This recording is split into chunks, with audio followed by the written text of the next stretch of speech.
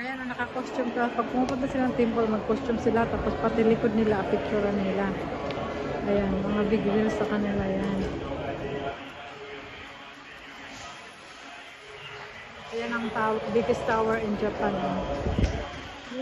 Abutin natin. Kaya ang dahilan, huwag mag-high heel. Kailangan mag-leather shoes. Kaya more on akyat.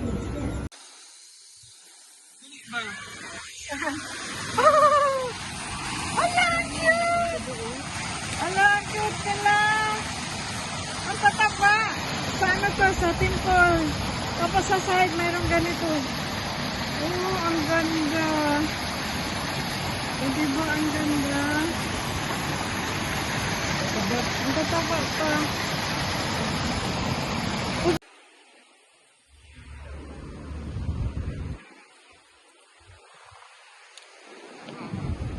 Tapos yan yung kanilang taxi dito, oh.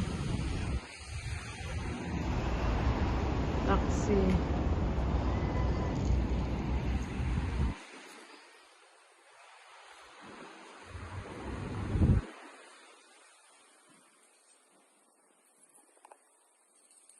Sa Golden Plaza.